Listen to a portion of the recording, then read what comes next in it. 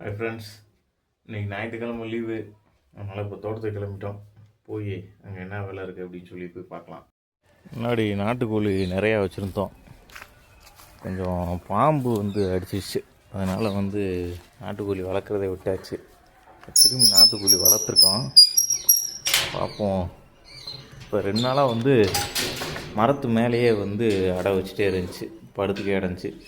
அதனால் இன்றைக்கி தான் உள்ளே வச்சு பிடிச்சி அடைச்சி வச்சுருக்கோம். கோழிக்கு தீவனம் போட்டு போயிடுவோம். ஒரு கோழி வெளியே விட்டேன். பானைக்குள்ளே இருக்குது தீவனம். இப்போதான் கோழி முட்டை வச்சுருக்கு. சாயந்தரம் அடைக்கணும் திரும்பி அந்த ஒரு கோழி முட்டை.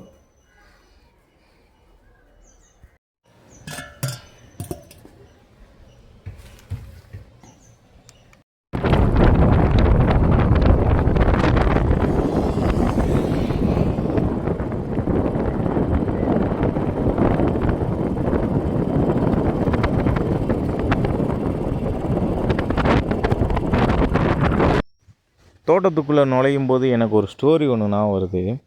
ஒரு பெரிய பணக்காரர், அவர்கிட்ட நிறைய தங்கங்கள், பணங்கள், எல்லா வசதிகளுமே இருக்குங்க. ஆனால் நிம்மதி, சந்தோஷம் 2 மட்டும் அவர்கிட்ட கிடைக்கல. அப்போ என்ன செய்யலாம் அப்படின்னு யோசிச்சுட்டே இருந்தவர் ஒரு துறவியை பார்த்து நம்ம ஆலோசனை கேட்கலாம் அப்படின்னு சொல்லிட்டு கிளம்புறாரு. போய் ஒரு துறவியையும் பார்க்குறாரு. அவர்கிட்ட எல்லாத்தையும் சொல்கிறாரு. சொன்னோன்னே அந்த துறவியார் சொல்கிறாரு, நீங்கள் போயிட்டு நாளைக்கு காலையில் வாங்க. வரும்போது ஒரு பையில் கொஞ்சம் பணமும் கொஞ்சம் தங்கங்களையும் எடுத்துகிட்டு வாங்க அப்படின்னு சொல்கிறாரு. பணக்காரர் வீட்டுக்கு போயிட்டு அடுத்த நாள் காலையில் வர்றாரு. துறவி தியானத்தில் இருக்காங்க. அப்போ அவர் முன்னாடி ஒரு பையில் கொஞ்சம் பணமும் தங்கமும் அவர் கேட்ட மாதிரி எடுத்து வச்சுட்டு, ஐயா துறவியாரே, நீங்கள் கேட்ட மாதிரி நான் எடுத்துகிட்டு வந்துட்டேன், நீங்கள் என்னன்னு எனக்கு சொல்லுங்கள் அப்படின்னு சொன்னோன்னே அந்த துறவியார் அந்த பையை எடுத்துகிட்டு வேகமாக ஓட ஆரம்பிக்கிறார் காட்டுக்குள்ளே. அப்போ அந்த பணக்காரர், ஐயோ நம்ம ஏமாந்துட்டோம் போல் அப்படின்னு நினச்சி அந்த துறவியாரை விரட்டி பிடிக்க போகிறாரு. ஆனால் பிடிக்க முடியல. இவர் துறவியார் ஓடி மறைஞ்சிறாரு. இவர் ஓடின டயரில் ஒரு மரத்துக்கு கீழே அமர்ந்துறாரு.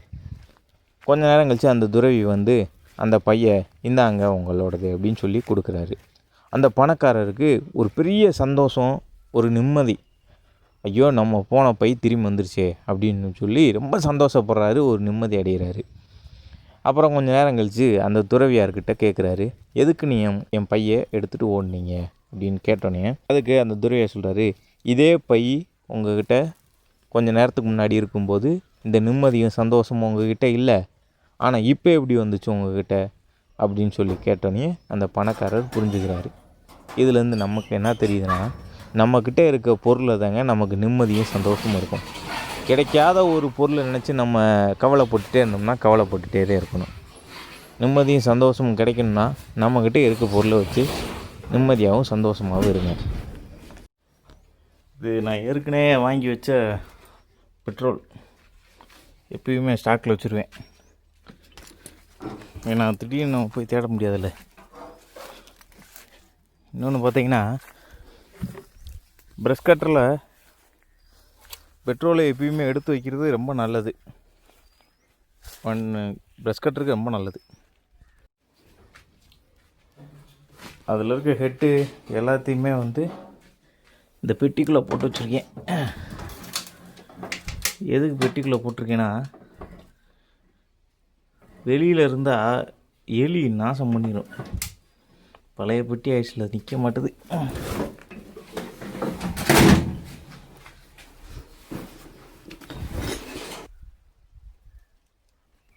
ப்ரஷ் கட்டர் யூஸ் பண்ணுறதுக்கு முன்னாடி கண்டிப்பாக அதுக்கு க்ரீஸ் போடுங்க.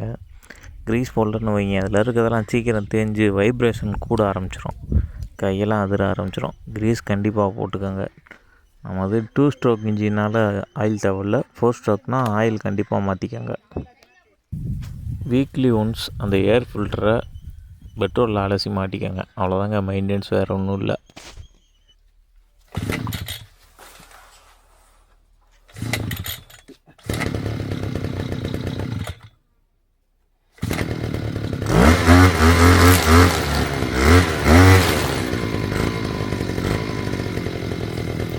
அமேசானில் ஒரு கிளாஸ் ஒன்று வாங்கினேங்க புதுசாக. நான் வரைக்கும் யூஸ் பண்ணல, ஃபஸ்ட் டைம் யூஸ் பண்ணிவிட்டு எப்படி இருக்குன்னு உங்களுக்கு சொல்கிறேன். இன்ன வரைக்கும் ரொம்ப யூஸ் பண்ணால மூஞ்சிலெலாம் அடிச்சிடும், கண்ணிலலாம் அடிச்சிடும். ஃபஸ்ட்டு போட்டு பார்ப்போம்.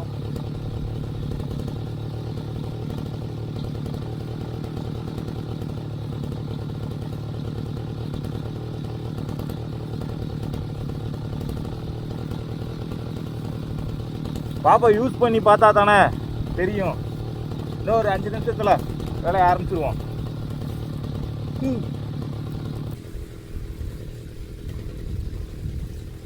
ஒரு விவசாயி தலையில் கட்டுற உருமா கட்டுக்கு வந்து பல பயன்கள் இருக்குங்க. நிறைய பயன்கள் சொல்லிக்கிட்டே போகலாம்.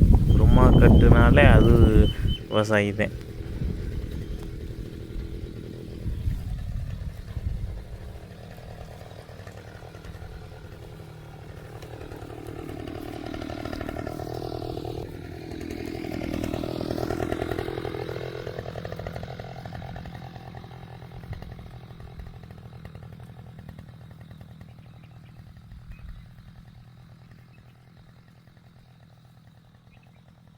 ஃபஸ்ட் டைம் உழவு ஓட்டும்போது இந்த ஒரு துண்டு மட்டும் எப்படியோ மிஸ் ஆகிடுச்சுங்க. இந்த கண்டை சுற்றி பாருங்கள், ஃபுல்லாக வந்து புதராக இருக்கு. பார்த்தாலே தெரியும்.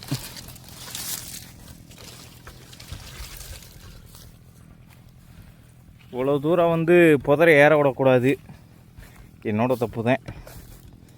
வாங்க இதை க்ளீன் பண்ணிவிட்டு எப்படி இருக்குன்னு உங்களுக்கு காட்டுறேன்.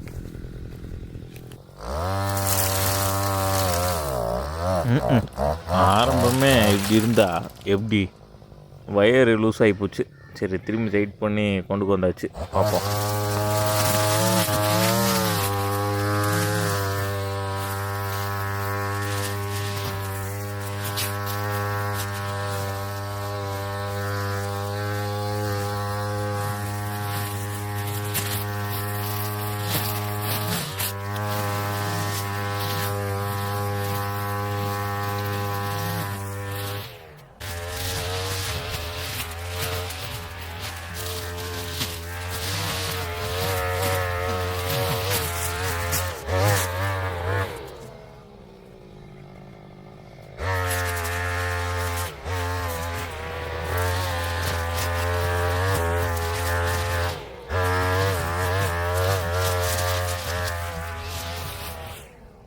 வாங்க க்ளீன் பண்ணது எப்படி இருக்குன்னு சொல்லி பார்ப்போம். மண்வெட்டியை வச்சு செதுக்கின மாதிரி இருக்காதுங்க. ஆனால் கொஞ்சம் ஒரு 2 நாள் 3 நாள் போனோம்னா அந்த பச்சை புல்லாம் மடங்கிட்டு நல்லாயிரும். இருந்தாலும் நம்ம மண்வெட்டி வச்சும் கொஞ்சம் அப்பப்போ சுரண்டி விட்டோம்னா நல்லது. அந்த பள்ளத்தெலாம் கொஞ்சம் மேடாக்கணும், அப்போ தான் கண்டு கொஞ்சம் நல்லாயிருக்கும். வேர்லாம் சைடில் போடும். அதுக்காண்டி ரொம்ப குமிச்சு வச்சிட்டிங்கன்னா வேர் ஃபுல்லாக மேலாக போட்டுட்டு டக்குன்னு ஒரு புயல் வந்தாலும் சாஞ்சிரும். அப்படியும் செய்யக்கூடாது. கொஞ்சம் ஃபாஸ்ட்டாக ஓட்டி விட்றேன் பாருங்கள்.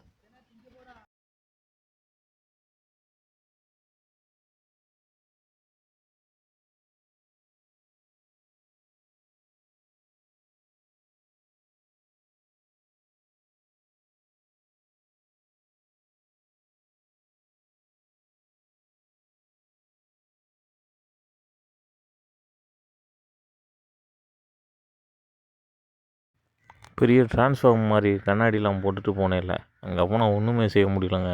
சுற்றி ரொம்ப இருட்டாகி போச்சு, என்ன போகுதுன்னு கூட தெரியல. அதான் கழட்டி வச்சிட்டேன். கண்ணில் அடித்தாலும் பரவாயில்லடான்னு, உயிர் முக்கியமில்ல. கண்டு செதுக்குனதெல்லாம் பாருங்கள்.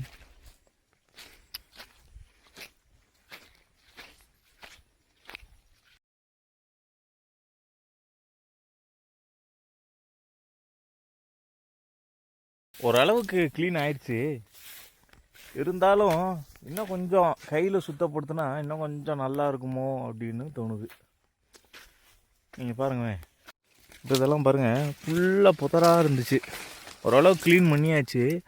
அந்த அந்த ஓரத்தில் இருக்க அந்த உண்ணி செடியை மட்டும் நம்ம எடுக்கணும். இந்த செடி உங்கள்கிட்ட இருந்துச்சுன்னா தயவுசெய்து நீங்கள் அதை எதுவுமே பண்ணிடாதீங்க. இது தென்னை மரத்தோட ஒரு நண்பன் அப்படின்னே சொல்லலாம். இந்த எருக்கு செடினால் நிறையா பயன் இருக்குங்க தென்னை மரத்துக்கு. நம்ம இயற்கை உரம் மட்டும்தான் நம்ம கொடுத்துட்டு வந்துட்டுருக்கோம். செயற்கை உரமே நம்ம கொடுக்குறதே இல்லை. ஏதோ கொஞ்சம் கொஞ்சம் தப்பிச்சு போயிட்டுருக்கு. ஆனால் நல்லா இருக்குங்க, ஓரளவுக்கு இயற்கை உரம் நல்லாத்தான் இருக்குது. ஒரு கண்டுக்கு குறைஞ்சது 5 நிமிஷம் ஆகுது ப்ரெஷ் கட்டர் அடிக்கிறதுக்கு. நம்ம கரெக்டாக ஒரு 1.5 மணி நேரம் வேலை செஞ்சுருக்கோம். அப்போ 5, 5, 50, 12 கண்டுங்க. ஒரு மணி நேரத்துக்கு 12 கண்டுனா 2 மணி நேரம் வேலை செஞ்சுருக்கோம். எனக்கு தெரிஞ்ச ஒரு 30 கண்டு 25 கண்டு செதுக்கியிருப்போம். சுற்றி ப்ரெஷ் கட்டர் அடிச்சிருப்போம்னு நினைக்கிறேன். நல்லா இருக்குது கண்டு. இன்னும் ஒரு வாரம் தொடர்ந்து வேலை இருக்குது. இந்த வீடியோ நல்லா ரீச் ஆச்சுன்னா டெய்லி என்னென்ன வேலைகள் இருக்குது அப்படின்னு நம்ம டெய்லி இதே மாதிரி அப்டேட் பண்ணுவோம். தோட்டம் வச்சுருந்தாலே கொஞ்சம் வேலை இருக்குங்க. நம்ம ஆசையாக பண்ணோன்னா நல்லாயிருக்கும். ப்ரெஷ் கட்ரு அடிக்கும்போது பொதுவாக நம்ம என்ன கவனத்தில் வைக்கணும்னா, ஒரு சின்ன அருவா ஒன்று கொண்டு போயிடணும் எப்பயுமே. ஏன்னா கொஞ்சம் பெரிய செடிகளை நம்ம வெட்டும்போது அது அந்த வயர் அந்து போய் திரும்பி நம்ம முதர்ந்து அந்த வேலையை செய்கிற மாதிரி இருக்குது. அதனால் அந்த பெரிய அருவா கொண்டு போயிட்டோம்னா அந்த சின்ன சின்ன செடிகளில் வெட்டி விட்டோம்னா நம்ம வாட்டுக்கு ஃப்ரீயாக வேலை பார்க்கலாம். இல்லாட்டி ஒவ்வொரு தடவையும் அதை கழட்டி வச்சு நம்ம மாட்டிக்கிட்டே இருக்கணும். இது ஒரு பெரிய டிஸ்அட்வான்டேஜ் ப்ரெஷ் கட்டரில். ப்ரெஷ் கட்டரில் நம்ம இதில் இந்த ஒரு இடத்துல பெட்ரோல் லீக் ஆகிட்டே இருக்குது. அதையும் சரி பண்ணணும் சீக்கிரத்தில். ஓகே ஃப்ரெண்ட்ஸ், எல்லாத்தையும் எடுத்து வச்சுட்டு வீட்டுக்கு கிளம்புவோம். இதோட இந்த வீடியோவை முடிச்சுக்கிடுவோம். நீ அடுத்த வீடியோவில் உங்களை சந்திக்கும் வர உங்களிடம் வந்து விடைபெறுவது உங்கள் கார்த்திகா பாண்டியன். நன்றி, வணக்கம்.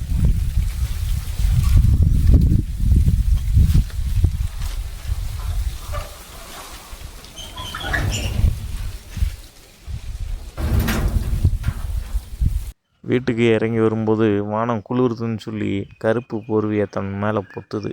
எவ்வளோ அழகாக இருக்குன்னு பாருங்கள்.